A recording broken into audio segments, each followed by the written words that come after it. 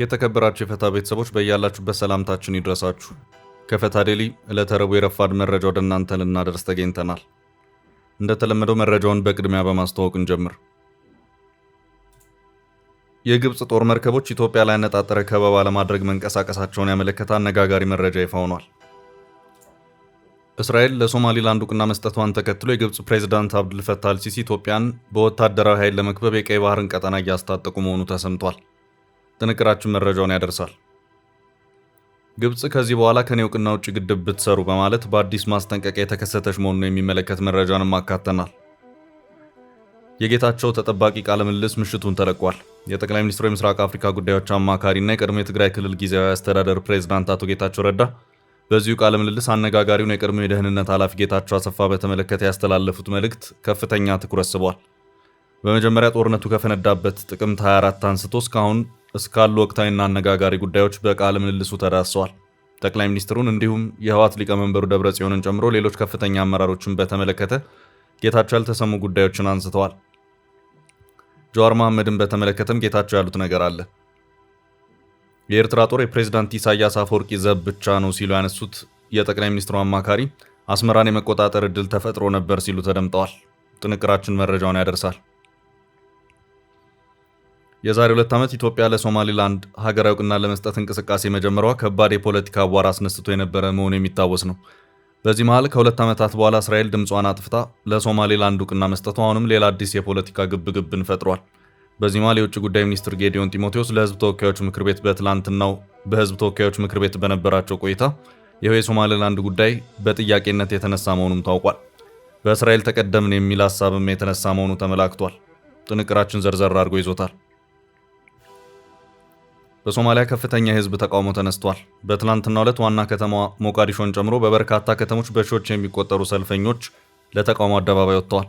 የሶማሊላንድ እውቅና ጉዳይ ውዝግቡ የቀጠለ ሲሆን የአፍጋኒስታኑ ታሊባን መግለጫ አውጥቷል። ሶማሊላንድ ስለ ዝርዝር ስምምነቱ የሚሰሙትን ጉዳዮች አደባባይ ወጥታ ክዳለች። ጉዳዩን የምንመለከት ይሆናል። በሳውዲና የተባበሩት አረብ ኤምሬትስ ፍጥጫ በመካከለኛ ምስራቅ ውጥረቱ ተባብሷል። ጦሩ ለቆ እንዲወጣ ውሳኔ መተላለፉም ተሰምቷል። ዲፕሎማቶች ሰላም ለማውረድ ጥረት እያደረጉ ቢሆንም ወቅታዊ ሁኔታ ክልላዊ ስጋትን እየቀሰቀሰ ይገኛል። መረጃውን እናደርሳለን። እስከ ፍጻሜው አብራችሁን ቆዩ። የምንለቃቸው ዕለታዊ ትኩስ ዜናዎች እንዲደርሷችሁ ላይክ፣ ሼር፣ ሰብስክራይብ ማድረግ እንዳትረሱ። መሃል ፒያሳ ላይ እጅግ ድንቅ አፓርትመንት ለሽያጭ ቀረበ። የአማና ትሬዲንግ እህት ኩባንያ ከሆነው ሜሪት ሪል ስቴት በመሃል ፒያሳ ወዳጅነት ፓርክ አጠገብ በፖስቴሽን ቴክኖሎጂ እያስገነባናቸው የሚገኙ አፓርትመንቶችም ለሽያጭ አቀረብንላችሁ። ባለ 1 መኝታ ከ500 ሺህ ጀምሮ፣ ባለ 2 መኝታ ከ840 ሺህ ጀምሮ፣ ባለ 3 መኝታ ከ1.2 ሚሊዮን ብር በ10% ቅድመ ክፍያና ከረጅም ጊዜ የባንክ ብድር ጋር አቀረብንላችሁ። ለአጭር ጊዜ የሚቆይ እስከ 35% የሚደርስ ዳጎስ ያለ ቅናሽ የተዘጋጀ ሲሆን ባሉበት ሆኖ በዲኤችኤል ይጨርሱ። አሁኑን ይደውሉ። ለበለጠ መረጃ 0971 99171።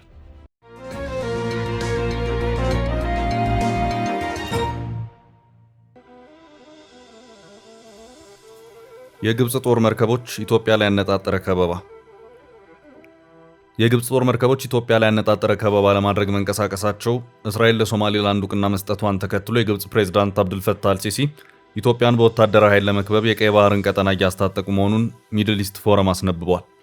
የሚድል ኢስት ፎረም ባልደረባ የሆኑት አሚን አዩብ ትላንት ባወጡት የትንታኔ ጽሑፍ ካይሮ ከአረብ ሊግ የዲፕሎማሲ ጩኸት በስተጀርባ ከኤርትራና ከጅቡቲ ጋር ወታደራዊ ስምምነቶችን በድብቅ እየፈረመች መሆኑን አጋልጠዋል። እንደ ተንታኙ ገለጻ ግብጽ በኤርትራ የሚገኘውን አሰብ ወደብና በጅቡቲ የሚገኘውን ዶራሌ ወደብ የጦር መርከቦቿን ለማስፈርና ወታደሮቿን ለማንቀሳቀስ የሚያስችላትን ስምምነት አግኝታለች። በቅርቡ የግብጽ ምክትል ጠቅላይ ሚኒስትር ካሚል አልዋዚር ወደ ጅቡቲ ያደረጉት ጉዞም ለኢኮኖሚያዊ ትብብር ተብሎ ቢገለጽም ዋና ዓላማ ወታደራዊ ይዘት ያለው ነው ተብሏል። ግብጽ ይህን እርምጃ የወሰደችው የህዳሴው ግድብ እውን መሆኑን ተከትሎ ኢትዮጵያን በወታደራዊ ኃይል ማስፈራራት ብቸኛው አማራጭ አድርጋ በመውሰዷ ነው ተብሏል። የኢትዮጵያ የንግድ እንቅስቃሴ 95% በምታስተናግደው ጅቡቲ ላይ ወታደራዊ ጫና መፍጠር አዲስ አበባን ኢኮኖሚያዊ ቀውስ ውስጥ ለመክተት የታቀደ የመታፈን ስትራቴጂ እንደሆነ ተንታኙ አስረድተዋል። ግብጽ እስራኤል ለሶማሊላንድ እውቅና መስጠቷን አጥብቃ የተቃወመችው ሶማሊላንድ ለኢትዮጵያ አማራጭ የባህር በር በመሆን የግብጽን ኢትዮጵያን የመክበብ እቅድ ስለምታከሽፍባት ነው። በመሆኑም ግብጽ ከቱርክና ሶማሊያ ጋር በመቀናጀት የተስፋ መቁረጥ ግንባር መፍጠሯን ጽሑፉ አትቷል። ይህ በእንዲህ እንዳለ ግብጽ ከኤርትራና ከጅቡቲ ጋር ያደረገችው ስምምነቶች የግብጽ የጦር መርከቦች፣ ሰርጓጅ መርከቦች፣ ወታደሮችና ሄሊኮፕተሮች በሁለት ወደቦች ላይ ነዳጅ እንዲሞሉና አቅርቦት እንዲያገኙ የሚያስችል የመሰረተ ልማት ማሻሻያዎችን ያካትታሉ። ከጅቡቲ ጋር የተደረገው ስምምነትም ወደ ዶራሌ የሚያገናኙ የመንገድ መስመሮችን ለማሻሻል የሚያስችል ሲሆን ይህም የኢትዮጵያን በወደቡ ላይ ያለውን ጥገኝነት የበለጠ ያጠናክረዋል። የህዳሴው ግድብ ተጀምሮ እስከተጠናቀቀበትና ዛሬም ድረስ እርምጃ ወስዳለሁ በማለት ለዓመታት የፎከረችው ግብጽ ባለፉት ዓመታት ባካሄደቻቸው የዲፕሎማሲ ጥረቶች አንዳችም ውጤትን አላስመዘገበችም። በግድቡ ዙሪያ የትራምፕን አስተዳደር ለማሳመን አዲስ እቅድን ነድፈው ወደ ዋሽንግተን ሊያመሩ የነበሩት አልሲሲ በእስራኤሉ ጠቅላይ ሚኒስትር ቤንያሚን ኔታንያሁ የሰሞኑ የፍሎሪዳ ጉዞ በመቀደማቸው ሊሳካላቸው አልቻለም። የአሜሪካ ባለስልጣናት ግድብ ወደ ኋላ ሊመለስ የማይችል የመሬት ላይ እውነታ ሆኗል፣ አምናችሁ መቀበል ግድ ይላችኋል በማለትም ለግብጽ ባለስልጣናት እቅጩን የተናገሩበት ሁኔታ ታይቷል። ያም ሆኖ ግብጽ ተስፋ አልቆርጥም በማለት በኤርትራና ጅቡቲ በኩል ኢትዮጵያን እየዞረች ትገኛለች።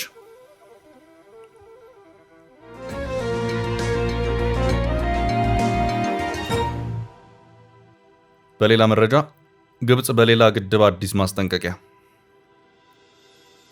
ከአባይ ተፋሰስ ሀገራት መካከል ከውሃው ተቀባይነት ውጭ አንድም ጠብታ ውሃን የማታበረክተው ግብጽ ከህዳሴው ግድብ በኋላ ማንም የተፋሰሱ ሀገር ከኔ ፍቃድና እውቅና ውጭ ግድብ መገንባት የለበትም ስትል አስታውቃለች። የግብጽ የውጭ ጉዳይ ሚኒስትር ባድር አብድላቲ ከሳውዲው ኤምቢሲ ቴሌቪዥን ጣቢያ ጋር የአንድ ሰዓት ቃለ ምልልሳቸው እኛ ካልፈቀድንና ካላጸደቅነው በስተቀር ከዚህ በኋላ በአባይ ላይ ምንም አይነት ግድብ እንዲገነባ አንፈቅድም በማለት ትዕቢት የተሞላበት ማብራሪያ የሰጡበት ሁኔታ ታይቷል። ሚኒስትሩ አክለውም በውሃ ድርሻችን ላይ ጠብታ ከተነካ አስፈላጊውን እርምጃ እንወስዳለን ሲሉም ሰሞኑን በየሚዲያው የሚደጋግሙትን ማስፈራሪያ በዚሁ ቃለ ምልልሳቸውም ላይ ደግመውታል። አክለውም የትኛውም እኛ ሳናውቀው የሚገነባ ግድብ ካለ የግብጽ ምላሽ የሚጠበቀው መሆኑ መታወቅ አለበት ሲሉም ተናግረዋል። ግብጽ በሰጥቶ መቀበል መርህ በሚያምነው ድርድር ውስጥ ማለፍ እፈልጋለሁ፣ በሌላ አቅጣጫ ደግሞ የኢትዮጵያ ግትር አቋም ለድርድር አልመቻለኝ ስትል ትሰማለች። በሌላ አቅጣጫ ደግሞ ጠብታዋ እንዲነካብኝ አልፈልግም በማለትም ደጋግማ አቋሟን ስታሳውቅም ይሰማል። ሰጥቶ መቀበል ከሌለበትና ጠብታዋ ሳይቀር አይነካብኝ በማለት ከሚፎክር ሀገር ጋር እንዴት ለድርድር መቀመጥ ይቻላል የሚለውን በራሱ ጥያቄ ሆኖ እንደቀጠለ ነው። ይህ በእንዲህ እንዳለ ግብጽ የአፍሪካ ህብረት የሰላምና የጸጥታ ምክር ቤት እስራኤል ለሶማሊላንድ በሰጠችው እውቅና ዙሪያ ተሰብስቦ እንዲወያይ ጠይቃለች። ግብጽ የህብረቱ የሰላምና ጸጥታ ምክር ቤት የእስራኤልን ውሳኔ ውድቅ እንዲያደርግም ጥሪ አድርጋለች።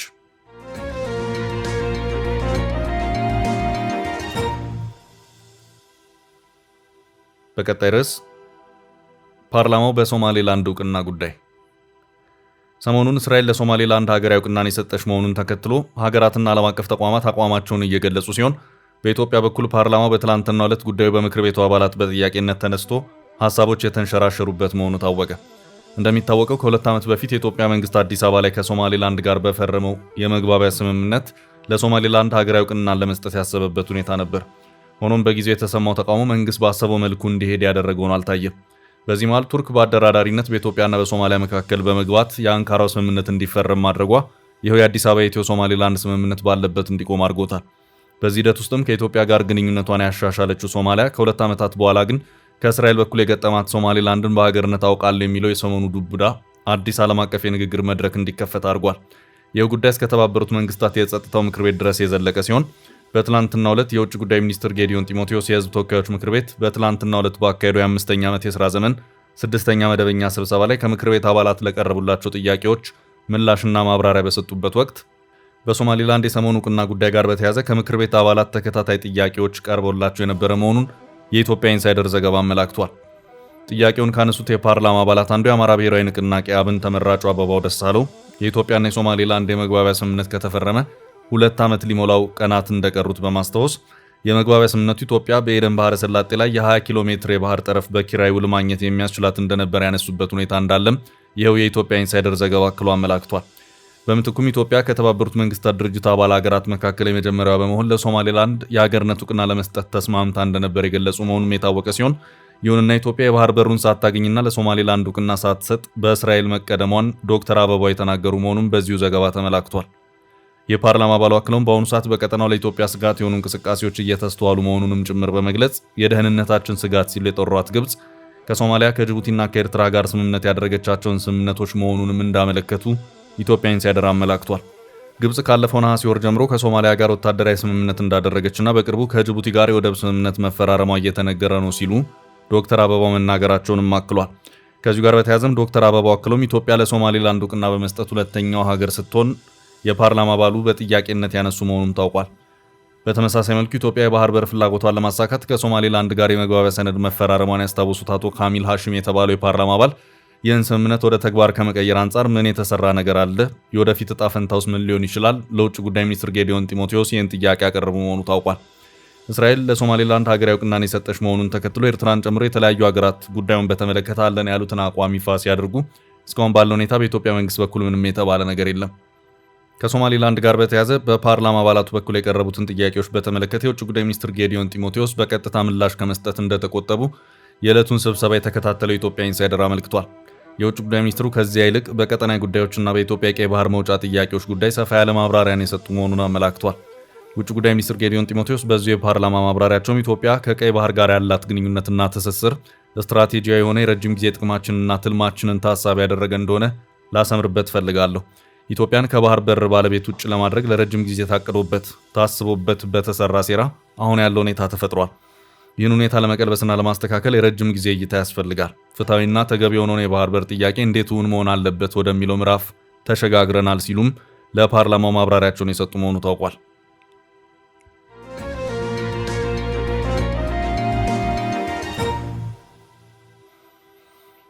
በቀጣይ ርዕስ አስመራን መቆጣጠር ይቻላል፣ ጌታቸው ረዳ። ጀዋር ጀነራሉን ተመለሱ ብሏል። የጌታቸው ተጠባቂ ቃለ ምልልስ ምሽቱን ተለቋል። የጠቅላይ ሚኒስትሩ የምስራቅ አፍሪካ ጉዳዮች አማካሪና የቀድሞ የትግራይ ክልል ጊዜያዊ አስተዳደር ፕሬዝዳንት አቶ ጌታቸው ረዳ በዚሁ ቃለ ምልልስ አነጋጋሪውን የቀድሞ የደህንነት ኃላፊ ጌታቸው አሰፋ በተመለከተ ያስተላለፉት መልእክት ከፍተኛ ትኩረት ስቧል። በመጀመሪያ ጦርነቱ ከፈነዳበት ጥቅምት 24 አንስቶ እስካሁን እስካሉ ወቅታዊና አነጋጋሪ ጉዳዮች በቃለ ምልልሱ ተዳስሰዋል። ጠቅላይ ሚኒስትሩን እንዲሁም የህወሓት ሊቀመንበሩ ደብረጽዮንን ጨምሮ ሌሎች ከፍተኛ አመራሮችን በተመለከተ ጌታቸው ያልተሰሙ ጉዳዮችን አንስተዋል። ከትላንት በስቲያ ሰኞ ምሽት በምሽቱ የዜና መርሃ ግብር አስቀድሞ ከዚሁ ቃለ ምልልስ የተሰሙ አነጋጋሪ ጉዳዮች ላይ ሽፋን መስጠታችን የሚታወስ ነው። በኤንቢሲ ቴሌቪዥን ጊዜ ግስ ፕሮግራም ትላንት ምሽቱን ሙሉ ክፍሉ በተሰራጨው ቃለ ምልልስ ላይ ተጨማሪ ያልተሰሙ አነጋጋሪ ጉዳዮች ተነስተዋል። የጠቅላይ ሚኒስትሩ አማካሪና የትግራይ ክልል ጊዜያዊ አስተዳደር የቀድሞ ፕሬዝዳንት አቶ ጌታቸው ረዳ ጦርነቱ በፈነዳበት ጥቅምት 24 የት ነበሩ በሚል ጥያቄ ቀርቦላቸው በሰጡት ምላሽ በአንድ ወዳጃቸው የልደት ድግስ ላይ እንደነበሩ ተናግረዋል። ክስተቱን ሲያስታውሱ የህወሓት ከፍተኛ አመራሩ አለም ገብረዋህድ ደውለው እንደጠሯቸውና እርሳቸውም የቀድሞ የኢንሳ ኃላፊ አቶ ጌታቸው አሰፋን በማስከተል ቤታቸው መቆየታቸውን ገልጸዋል። የጠቅላይ ሚኒስትሩ አማካሪ ክስተቱን ሲያስረዱም ደብረጽዮን ጌታቸው አሰፋ እንዲቀርቡ አይፈልግም ነበር ብለዋል። በፌዴራል መንግስቱ የስር ትዕዛዝ ስለወጣበት አብዛኛው የህወሓት አመራሮች ይዞን ይወርዳል በሚል ስጋት አቶ ጌታቸው አሰፋን በአይነ ቁራኛ ሲመለከቱት እንደነበር ጌታቸው አንስተዋል። ጌታቸው በወቅቱ ተኩስ እንደነበርና አለም ቤት ውስጥ ግባ ሲል እንደነገራቸው ገልጸዋል። ነገር ግን ወደ ሴንትራል ኮማንድ እንድገባ ጥቆማ የሰጡት ጀነራል ታደሰ ወረደ ናቸው ሲሉ ገልጸዋል። በወቅቱ ጦርነቱ መፈንዳቱን ተከትሎ መግለጫ ሲሰጡ የተሰራው ስህተት የሚያስቅና ሰውን ለማሳመን የማይችል ነው ሲሉ ያጣጣሉት አቶ ጌታቸው በወቅቱ እኔ ብኖር እንደዚህ አይነት መግለጫ አይሰጥም ነበር ብለዋል። እኛና ሰሜን ዕዝን ሆነን የሆነ ነገር አደረግን የሚለው ሲሉ ጌታቸው መግለጫውን ተችተዋል። በወቅቱ ከ200 በላይ ታንክ ተቆጣጥረን ነበር ያሉት ጌታቸው ከ8 በላይ ታንክ ኦፕሬት የሚያደርግ አላዘጋጀንም ነበር ብለዋል። ይህን የማድረግ ኃላፊነቱም የደብረጽዮን ነበር ሲሉ ተደምጠዋል። ነገር ግን ደብረጽዮን ኖሃውም አልነበረውም ሲሉ ተችተዋል። በ3 ወራት አዲስ አበባ እንገባለን ከሚለው የህወሓት አቋም የተለየ አቋም እንደነበራቸው ያነሱት አቶ ጌታቸው ይህንንም ሲያስረዱ ተቀባይነታችን ዜሮ በመውረዱ ነው ብለዋል። በወቅቱ ህወሓት ሙሉ በሙሉ አዲስ አበባ እንደሚገባ አምኖ ትኩረት የሚያደርገው ዲፕሎማሲያዊ ስራዎችን ማዘጋጀት ላይ እንደነበር የጠቅላይ ሚኒስትሩ አማካሪ አንስተዋል። ነገር ግን ጀዋር መሐመድ እስር ቤት ሆኖ ከሸኖ እንዳታልፉ ሲል ይነግረን ነበር ሲሉ ጌታቸው አመልክተዋል። ጀዋር የሚነጋገረው ከጀነራል ጻድቃን ጋር እንደነበርም ጌታቸው ገልጸዋል። ጌታቸው አዲስ አበባ ጉዞን ገተን ዝም ብለን ብንዋጋ አስመራን መያዝ ይቻል ነበር ሲሉ ተደምጠዋል። ጌታቸው አስመራን መያዝ እንችል ነበር ሲሉ አጽንኦት ሰጥተው ባስተላለፉት መልእክት ይህን ሲያስረዱም የኤርትራ ሰራዊት የኢሳያስ ዘብ ብቻ ነው ሲሉ አመልክተዋል። ርካሽ ኃይል የሚሰዋው ካላገኝ ሩቅ ቦታ መዋጋት አይችልም ሲሉ ጌታቸው አመልክተዋል። የጥይት ቀለብ የሚሆንለት ካልያዘ ራሱን ችሎ መዋጋት አይችልም ሲሉ ጌታቸው ተደምጠዋል። የጠቅላይ ሚኒስትሩ የምስራቅ አፍሪካ ጉዳዮች አማካሪና የቀድሞ የትግራይ ክልል ጊዜያዊ አስተዳደር ፕሬዝዳንት አቶ ጌታቸው ረዳ ሰው ማወቅ ያለበት ጉዳይ ብለው አስምረው ባስተላለፉት መልእክት ከፌዴራል መንግስት ከፍተኛ አመራሮች ጋር በሲሼልስና ጅቡቲ በተደጋጋሚ መገናኘታችንን ነው ብለዋል። ተስፋ የተጣለበት ውይይት ብናደርግም ህወሓት አሁኑኑ መንግስት ካልጣልን ባለው አካሄዱ ድርድሮቹ ከመነሻቸው ፈርሰዋል ብለዋል። በወቅቱ የነበረው ልዩነት ኤርትራን ብናጠቃ ፌዴራል መንግስት ከኋላ ይወጋናል በሚል ነው ያሉት ጌታቸው አይወጋንም በሚል ከባድ ተቃውሞ አንስተው እንደነበር ጠቅሰዋል። አቶ ጌታቸው ረዳ በዚሁ ቃለ ምልልሳቸው ጠቅላይ ሚኒስትር አብይ አህመድ ተናግረውታል ያሉትን መልእክትም አንስተዋል። ጌታቸው ጠቅላይ ሚኒስትር አብይ አህመድ ህወሓትን አስጠንቅቀው ነበር። ጦርነት ውስጥ ከገባን የኤርትራው ፕሬዝዳንት ይጠቀምበታል፣ ላስቆመው አልችልም ሲሉ አስጠንቅቀው ነበር ሲሉ ተናግረዋል። ጠቅላይ ሚኒስትሩ ያለንን ልዩነት አቻችለን አብረን ብንሰራ ነው የሚያዋጣው ሲሉ አሳስበው ነበር ሲሉ አቶ ጌታቸው ረዳ አመልክተዋል። በአስቸኳይ ወደ ቤት መግባት አለበት ብሎ ዓለም ደወለልኝ። ጌታቸው አሰፋም አያውቅም ማለት ነው። ያለን ተኩስ ተጀመረ ማለት ነው። ታደሰ ነው እንዳው ኢንሲስት አድርጎ ሴንትራል ኮማንድ ውስጥ መግባት አለበት። ምክንያቱም ያወጡት መግለጫ አስቂኝ ነው። ከ8 ታንክ በላይ ኦፕሬት የሚያደርግ ሰው አልነበረንም፣ አላዘጋጀንም። ይሄን የማዘጋጀት ኃላፊ እንደ ደብረጽዮን ነፍ አዘጋጅቻለሁ ነው የሚል ክሉ የሚባል የለም። እውነት ለመናገር አስመራን መያዝ ይቻል ነበር። ዝም ብለን ያኛው ገተን ብንዋጋ ፌደራል መንግስት ከኋላ ይወጋናል፣ እኛ ኤርትራ የምናጠቃለው ለምን ይወጋል? ክርክር ነበር። አይወጋንም።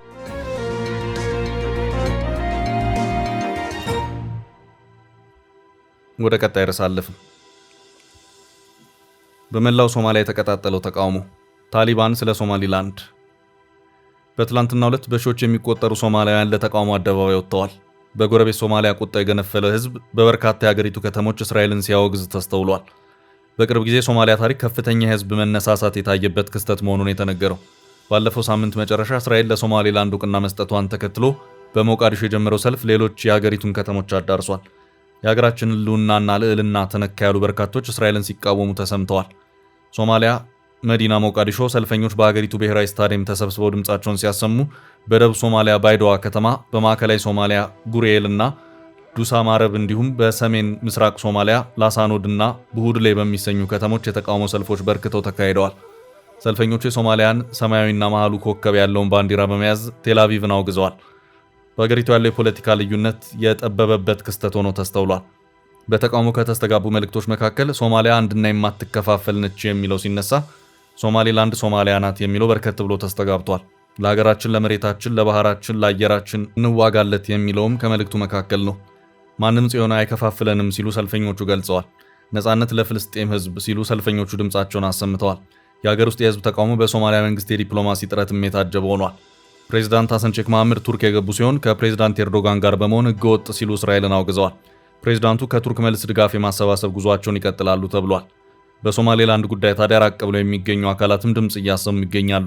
ትላንት መግለጫ ካወጡ መካከል አፍጋኒስታንን በድጋሚ እያስተዳደረ ያለው የታሊባን ቡድን ይገኝበታል። ታሊባን እስራኤል ለሶማሌላንድ እውቅና የሰጠችው የአረቡን ዓለም ለመከፋፈል አልማ ነው ሲሉ ገልጸዋል። ታሊባን በውጭ ጉዳይ ሚኒስቴሩ በኩል ባወጣው መግለጫው እስራኤል እስላሚክ ሀገራትን ለመከፋፈል አሲራለች ብሏል። ስምምነቱን የተመለከቱ ምን አይነት ሰጥቶ መቀበል ንግግር እንደተደረገ የሚተነትኑ ብዙ መረጃዎች ቢኖሩም ሶማሌላንድ ሁሉንም ሀሳቦች አጣጥላለች። ፍልስጤሞችን ለማስፈርና ለእስራኤል የጦር ሰፈር መስጠት የሚሉ ጉዳዮችን የሚነዙ ደስታችንን ለማደብዘዝና ሶማሌላንድን ለማስጠላት የሚመኙ ሰዎች ውሸት ነው ስትል ሶማሌላንድ ገልጻለች። ሶማሌላንድ ለእስራኤል ጦር ሰፈርም ሆነ ፍልስጤሞችን ተቀብሎ ማስፈር ጉዳይ የለም ስትል ነው የካደችው። የውጭ ጉዳይ ሚኒስትሯ መሐመድ አብዱራህማን ሐሰን ከቢቢሲ ጋር ባደረጉት ቃለ መጠይቅ እንዲህ የሚሉ ሰዎች የሶማሌላንድ ገጽታን ለማጠልሸት ከሌሎች ሙስሊም ሀገራት ጋር ሊያጣሉ የሚፈልጉ ናቸው ሲሉ ተናግረዋል። ምንም የተነጋገርነው ነገር የለም፣ እውቅናው ዲፕሎማሲያዊና ስትራቴጂክ አጋርነት የተከተለ ብቻ ነው ሲሉ ተናግረዋል። እስራኤል የጦር ሰፈር እንድትገነባ አልፈቀድንም። ሆኖም ጉዳዩ ዋና ነገር ሆኖ መነሳት የሚችል አይደለም።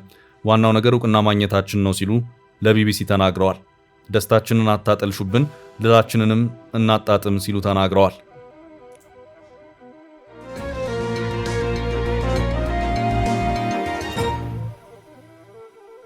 ወደ ቀጣይ መረጃ አለፍን። ጦሩ ለቆ ሊወጣ ነው። በሳውዲና የተባበሩት አረብ ኤምሬት ፍጥጫ በመካከለኛ ምስራቅ ውጥረቱ ተባብሷል። ጦሩ ለቆ እንዲወጣ ውሳኔ መተላለፉም ተሰምቷል። ዲፕሎማቶች ሰላም ለማውረድ ጥረት እያደረጉ ቢሆንም ወቅታዊ ሁኔታ ክልላዊ ስጋትን እየቀሰቀሰ ይገኛል። የተባበሩት አረብ ኤምሬት ሳውዲ አረቢያ በየመን ተገንጣይ ቡድን በተያዘ ወደብ ላይ ጥቃት መፈጸሟን ተከትሎ አገሪቱን ለቃ እንደምትወጣ አስታወቀች። የተባበሩት አረብ ኤምሬት የየመን ፕሬዝዳንታዊ ምክር ቤት ሰራዊቷን በ24 ሰዓታት ውስጥ እንድታስወጣ ያቀረበውንና ሳውዲ አረቢያ የደገፈችውን ይህንን ውሳኔ በየመን የቀራትን ኃይል እንደምታስወጣ መናገሯን አልጀዚራ ዘግቧል። ኤምሬትስ ይህን ያለችው በሳውዲ የሚመራው ጥምር ጦር አቡዳቢ በምትደግፈው ተገንጣይ ቡድን የመሳሪያ ጭነት ላይ ሙካላ በተባለ ወደብ የአየር ጥቃት ከፈጸመ በኋላ ነው። አረብ ኤምሬትስ ጭነቱ የመሳሪያ መሆኑን ያስተባበለች ሲሆን በሳውዲ ክስ ጥልቅ ሐዘን እንደተሰማት ገልጻለች። ሳውዲና የተባበሩት አረብ ኤምሬትስ ባለፈው 10 ዓመት በኢራን የሚደገፈውን የየመን ሁቲዎች ቡድንን በመዋጋት አጋር ነበሩ። ይሁን እንጂ ሀገራቱ በሚደግፏቸው የየመን ተፎካካሪ ቡድኖች ምክንያት ልዩነታቸው እየሰፋ ነው። የመን በሁቲዎች በደቡባዊ ተገንጣዮችና በፕሬዝዳንታዊ አመራር ምክር ቤቱ ኃይሎች ተከፍላ እየታመሰች ትገኛለች። ኤምሬቶችም በየመን የምታደርገውን ጸረ ሽብር ዘመቻ ማቆሟንና ከየመን የመውጣቷን ነገር ይፋ አድርጋለች። ኤስቲሲ ሳውዲ አረቢያ ሁቲዎችን ከማጥፋት ይልቅ ትኩረቷን ደቡባዊ የመን ላይ ማድረጓን ቀጠናው እንዳይረጋጋ ያደርጋል በሚል ወቅሷል። ቡድኑ ከሳውዲ መራሹ ጥምረትና በመንግስታቱ ድርጅት እውቅና ከተሰጠው መንግስት ጎን ቆሞ አንሳር አላሆች ወይም ሁቲዎችን መውጋቱ ይታወሳል። በሳውዲ የሚመራው ኃይል በደቡባዊ የመን ሙካላ ወደብ የአየር ጥቃት ማድረሱ ደግሞ ውጥረቱን ቀጠና ያድርጎታል። በድንበር አካባቢ የደህንነት ስጋት ያለባት ሪያድ አካባቢውን በጦር የማስታገስ ውጥን እንዳላትም ተነግሯል። በየመን ጉዳይ ላይ አንድ አቋም የነበራቸው ሁለቱ ቁልፍ የገልፍ ምክር ቤት አባላት ሳውዲና ኤምሬቶች ፖለቲካዊ መቃቃር ውስጥ ገብተዋል። ውድ ቤተሰቦቻችን ለዛሬ ያዝንላችሁን ርዕሰ ጉዳዮች እዚህ ላይ ቋጨን። ላይክ፣ ሼር እና ኮሜንት በማድረግ ለቻናላችን ድጋፋችሁን መግለጽ እንዳትዘነጉ እያልን